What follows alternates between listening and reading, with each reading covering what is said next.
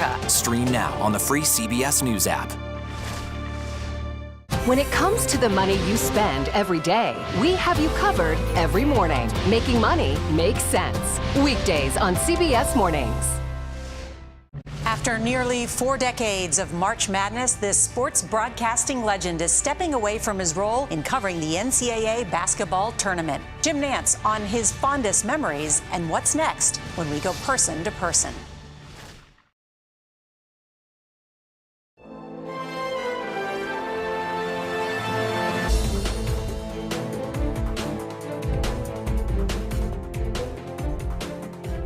This is information that has no business in the public domain. This looks to be a massive, massive intelligence failure that could seriously damage our national security and our counterintelligence efforts. We have extremism compounding extremism.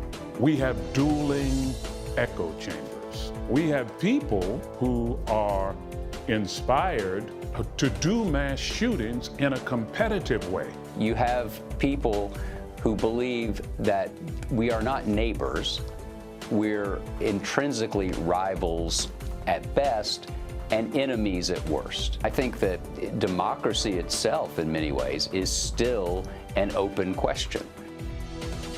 Welcome to Red and Blue. I'm Robert Costa in Washington. Thank you for joining us. We begin with a big story here. The Department of Justice has opened a criminal investigation into how Pentagon documents were leaked into several social media websites. The Defense Department says the documents appear to contain sensitive and highly classified material. They are more than a month old and appear to detail information on the war in Ukraine and suggest the U.S. is spying on some of its closest allies. Here's what National Security Council Communications Coordinator John Kirby had to say on this matter. I think the American people need to know and deserve to know that we're taking this very, very seriously. The president has been briefed on this. He will stay briefed on this.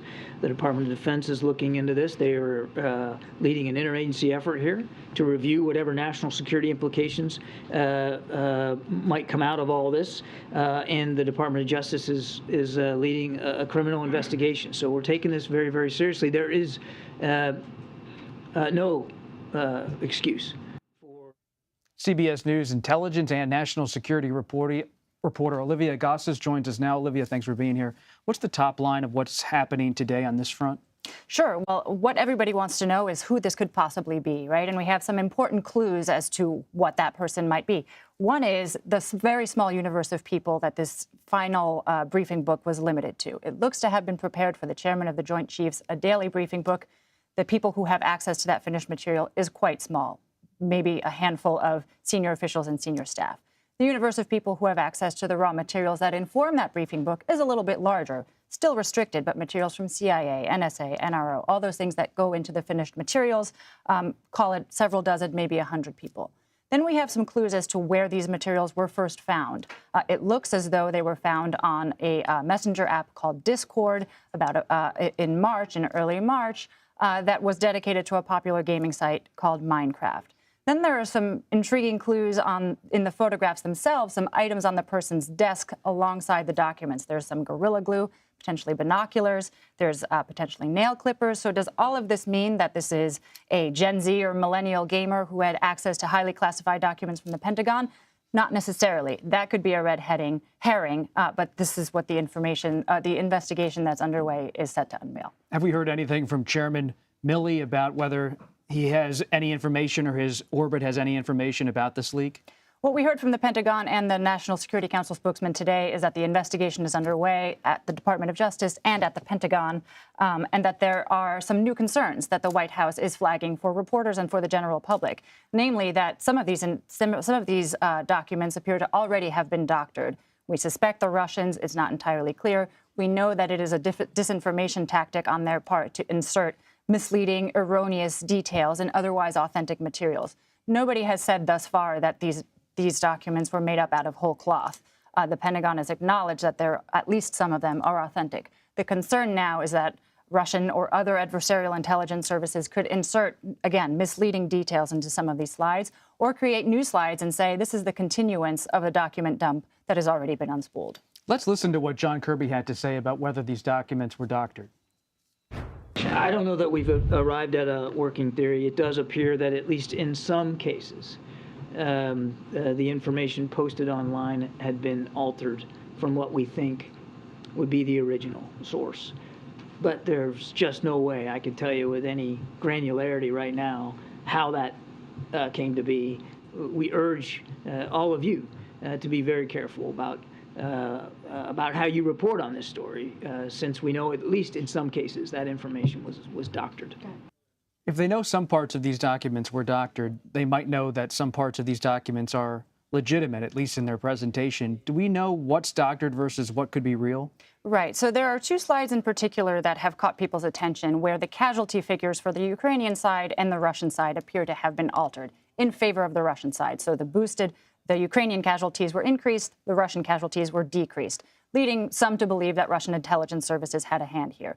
The alterations were rather crude, so they were rather noticeable. And again, the concern is that if more materials like this do come out, without the Pentagon obviously doesn't have any interest in saying, yes, this classified information is authentic. So they're caught between a rock and a hard place saying, you know, be on guard for disinformation. However, we can't confirm, you know, the authenticity of all of these materials right now. What is the U.S. most worried about when it comes to its allies and what's in these documents? Sure. So some of these materials seem to indicate that we had an ear on some allied governments, namely Israel and the South Koreans. The uncomfortable and unacknowledged truth is that everybody spies on everybody, right? Information and situational awareness is just integral to national security. When it comes to adversaries, it's no holds barred, right? It's whatever avenue we can pursue to crack their encryption, to listen into their leadership, to understand what they are going to do next.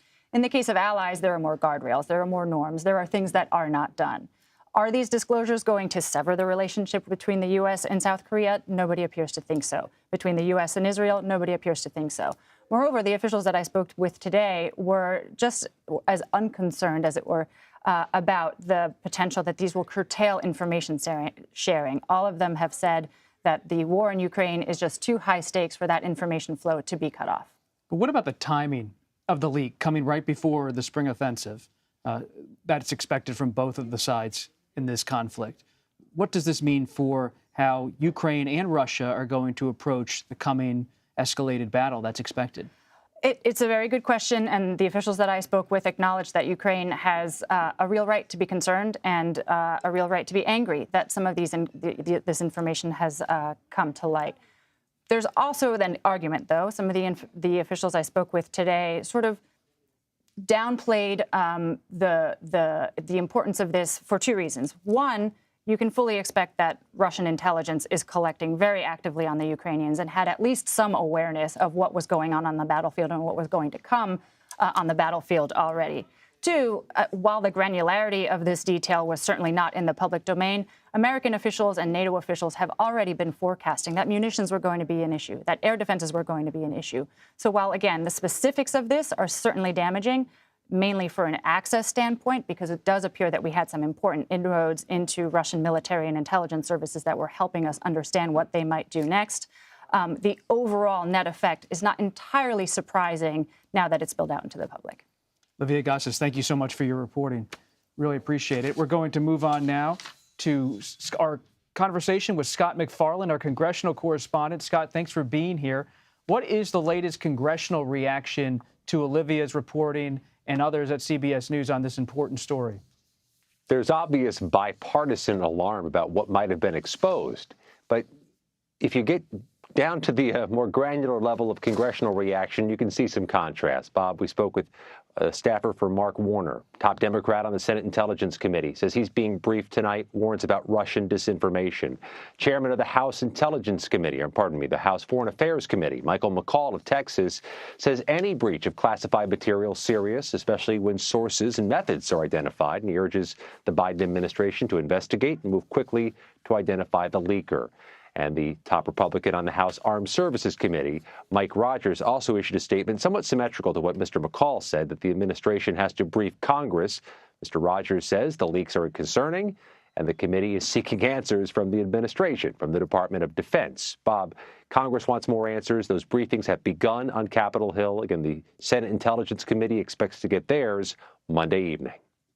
Scott, turning to another front, a new Pew Research Center study released Thursday shows that gun deaths among children and teens under the age of 18 is up 50% from the years 2019 to 2021. These figures come from the latest annual morality numbers by the CDC. Scott, in spite of Washington's paralysis politically on gun legislation, after another mass shooting today in Louisville, Kentucky, what realistically could come out of Congress on this issue? Two things for sure: legislation and hearings, but that third thing is missing, which is new law that actually can pass a divided Congress. We spoke with the Senate chaplain, Barry Black, who's held that position for 20 years, Bob. And after the shootings in Nashville at the church school, Chaplain Black spoke out. During his daily prayer at the Senate, he said thoughts and prayers are not sufficient, that Congress needs to take action. Hear more now from Chaplain Barry Black. 20 years you've been doing this. Have you noticed a deterioration or a coarsening of how our politicians talk to each other or talk to us? The senators represent their people. Have we noticed a difference the way our people, our citizens, talk to one another? You know, we have extremism compounding extremism. We have dueling echo chambers. We have people who are inspired to do mass shootings in a competitive way. Can I get more than Columbine? Can I get more than Orlando? Can I get more than Las Vegas? This is insanity.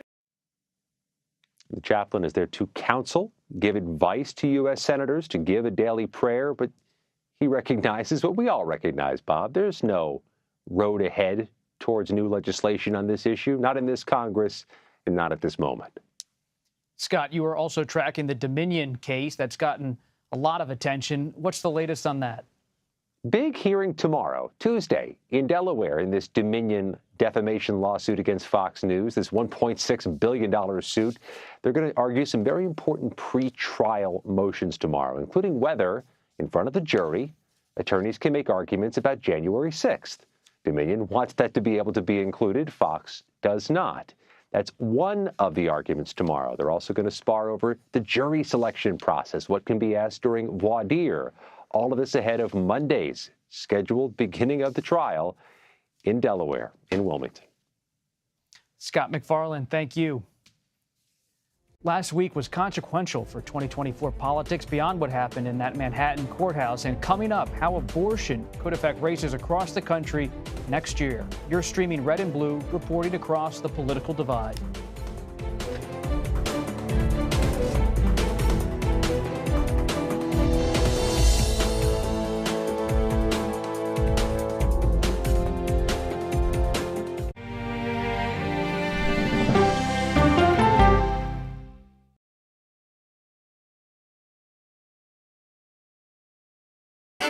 Hey there, welcome to The Uplift. I thought she was a groom, and I stepped back and I went, oh, you're the queen.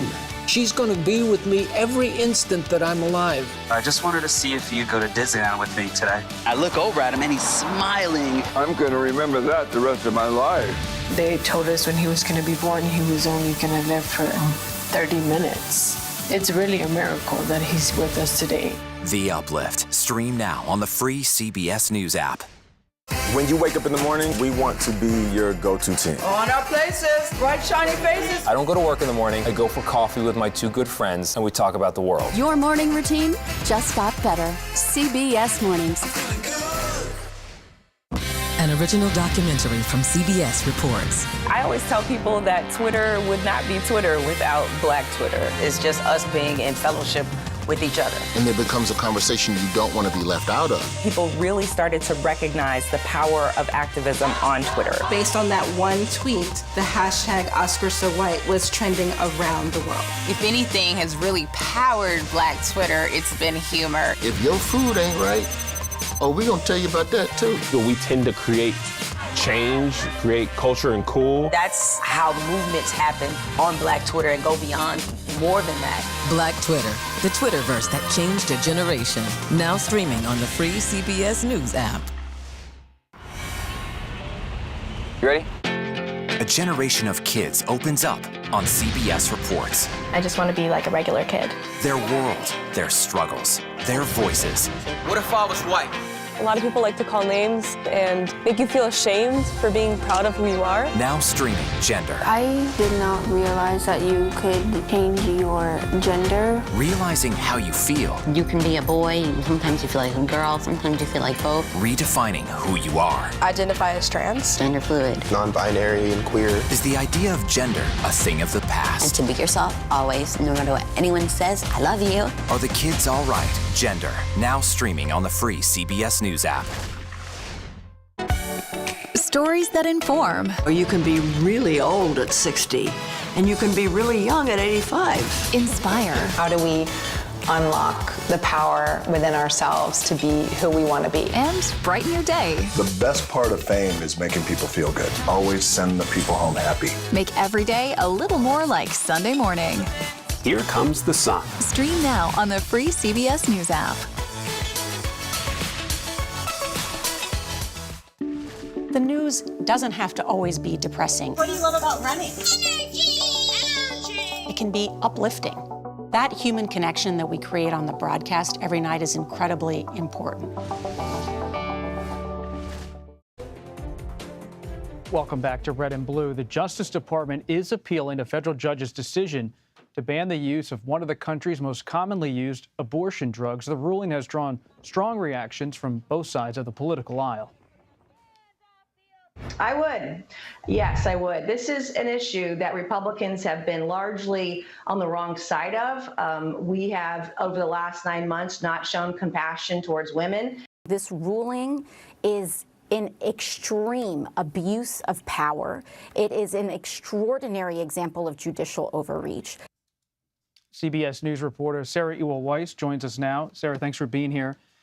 How do you process these rulings, the one in Texas, the one in Washington State, the new appeal? How do you cover all of these different moving parts on the abortion policy story?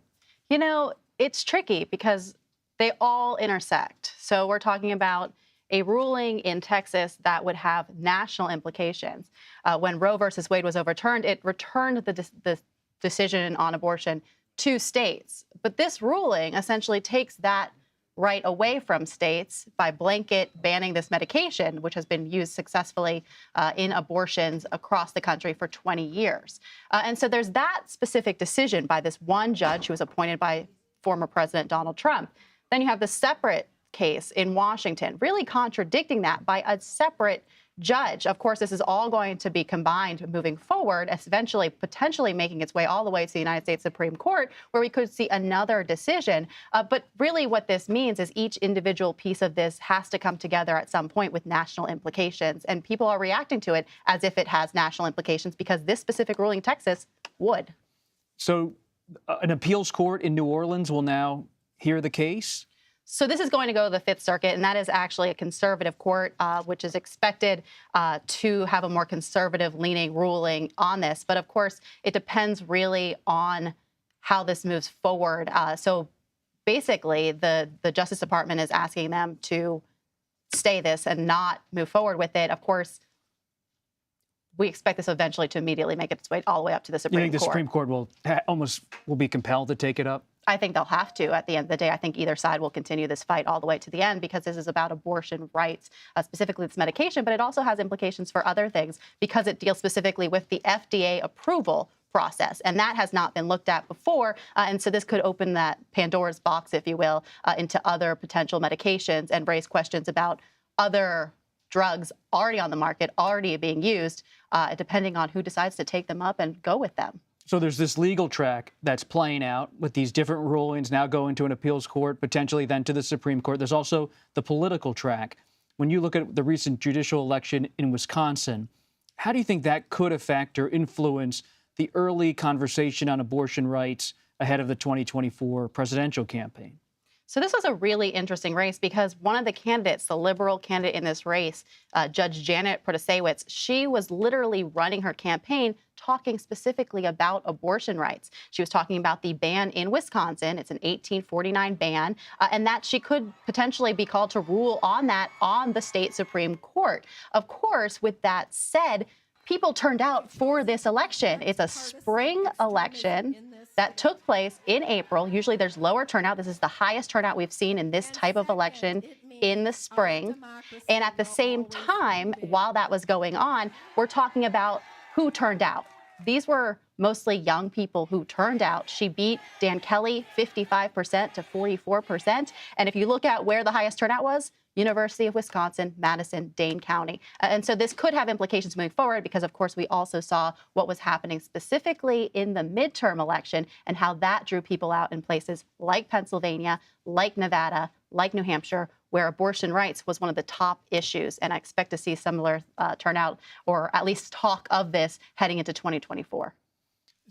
Talking about 2024, many Republican contenders, potential contenders, have been talking about a 15-week ban on abortion for a long time. But now Florida Governor Ron DeSantis appears to be moving toward a 6-week ban in Florida. What's your latest reporting on what he's up to and what that could mean for abortion policy nationwide? So he has signaled he does support a 6-week ban. Lawmakers in the state are moving forward with that. I think it's very interesting that they're doing that post the midterm election. He did not run on that specifically in the midterm cycle. Now, of course, as he potentially likely eyeing a 2024 bid for the presidency, he's been hit by both people on the left and the right for his stance on abortion. People on the left hitting him over his stance on abortion and restricting access to abortion. But people on the right saying he doesn't go far enough, so potentially leaning into this ahead of a primary, a tough primary against President Donald Trump. But, you know, I think it's very interesting with this Texas ruling. We saw a lot of silence from Republicans when it comes to this specific court ruling. I think that says a lot about where they're thinking, not wanting to weigh in on that just yet. Sarah Ewell-Weiss, thank you so much for staying on top of this issue. And as we look ahead to the potential fallout from the charges against former President Trump, past administrations could provide insight. You're streaming Red and Blue.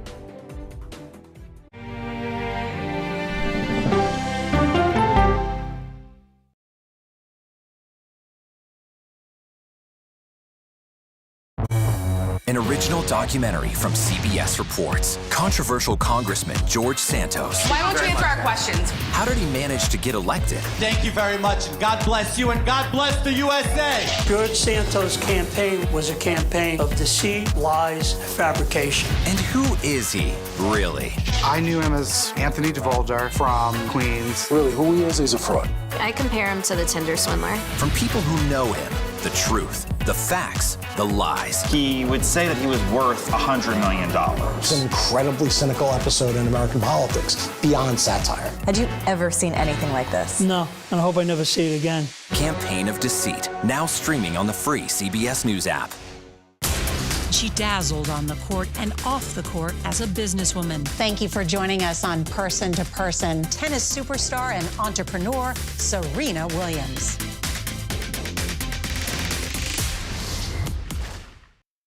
An original CBS Reports documentary. I asked my students, what are we going to do about racism in the United States? The backlash over teaching about racism in American schools. I don't think it has any place in the classroom. We can either pretend and say, no, we're not racist and we're all great people, or we can actually start to do the really, really hard work of addressing it. How did you lose your job? I made the statement that white privilege is a fact. Is it helping diversity and inclusion? When you bring in different people's stories and experience, it enriches education. If you don't talk about something, it doesn't go away. Or driving us further apart. What schools are doing to our children in the name of anti-racism is in fact teaching them racism. The intention is to put us in this war against each other. An original CBS Reports documentary, streaming now.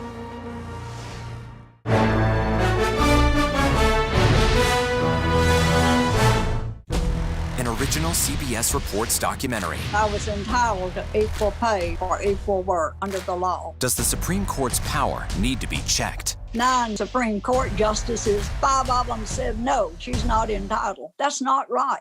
Calls to fix the court tend to go along with the politics of the moment. Republican-appointed justices have all tended to go in one direction, with the Democratic-appointed justices tending to go in another. Even though it's only 9 justices, it takes 5 of them to make the law of the land. Does it have political impact? True. Political intent? Probably not true. If the American people don't trust the judgment of their court, that's a real problem for our democracy. An original CBS Reports documentary streaming now. When you wake up in the morning, we want to be your go-to team. Your morning routine just got better. CBS Mornings.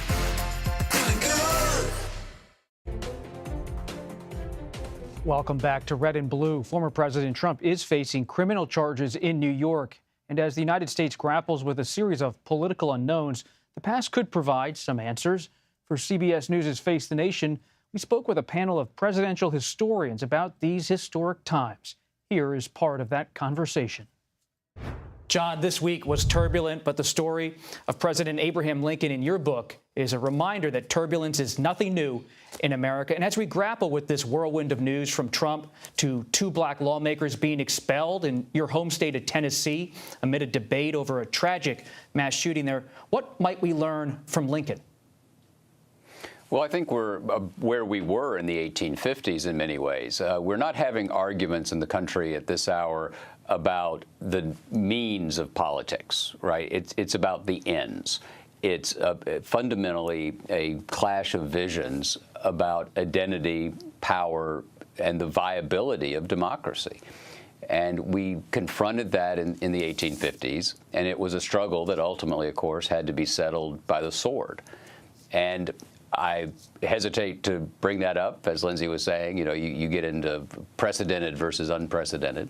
But I don't think we do ourselves any favors by pretending that somehow or another this is an ordinary clash of political interests. Politics at its best is a mediation of interests to create solutions to given problems for a given period of time. Right? I mean, that's a fairly, I think, a safe working definition of politics. That's not where we seem to be. Where we seem to be is people see, particularly on the right, looking left, to this right looking center and left. You have people who believe that we are not neighbors, we're intrinsically rivals at best and enemies at worst. And if that's your daily orientation, then the mediation of differences becomes virtually impossible.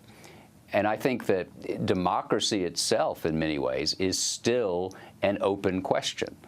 Lincoln said that it is the last best hope of Earth, what American democracy can be. But it's a moral undertaking. If we don't value each other, then we can't live in a democracy with each other. And that covenant on this sacred weekend is something that I think we should be thinking about.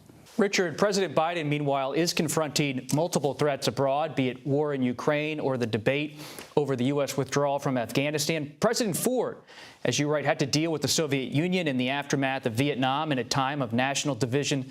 So how do you see President Biden's challenge on that front? Well, I have to tell you, to step back, the key is perspective, all right? The risk is we're all tempted, and particularly journalists, it's your job, is to not only interpret, but to analyze and to assess, to pass judgment on a president while he's still in office, or even shortly after he leaves office. Gerald Ford in 1975 signed the Helsinki Accords, which brought severe criticism from the right and the left. And now, almost 50 years later, we have a completely different view. We see it as an important milestone on the road to the collapse of the Soviet Union. And you could apply that to any number of issues. So what Joe Biden is dealing with now can be seen in a contemporary lens. But the one thing we know is that future historians will see it very differently. I mean, we historians, you know, the voters are a jury. They only get to pass judgment once. But historians, with every passing generation, get to retry the evidence. Sometimes there's new evidence. More often we see the same evidence through perhaps a fresh set of eyes, influenced by all the intervening events. And that was true of Ford, and I suspect it will be true of Joe Biden. Lindsay, you've written up a lot in recent years about how America can't just turn its eye away from the world. Presidents now, whether it's President Biden or, of course, President Trump, who stoked it, are dealing with the rise of nationalism in the United States, whether it's on foreign policy or on domestic policy. What does that mean for the future of the presidency and the country?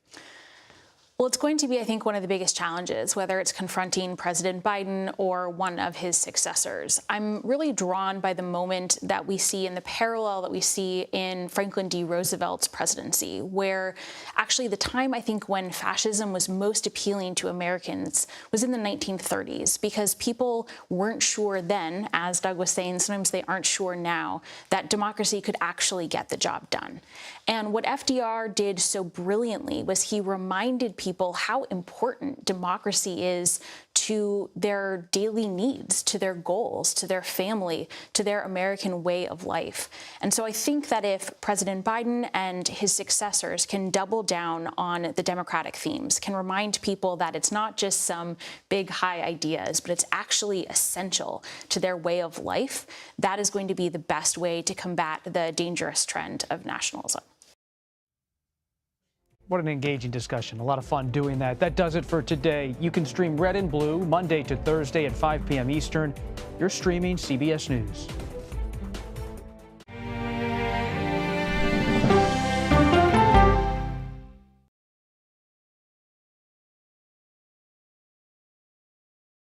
In today's Money Watch, business analyst Jill Schlesinger is here to help. How do you even begin to make the best use of your money? If you've got a match from your employer, don't give away that money. Dollar Jill, y'all. CBS Mornings, starting at 7.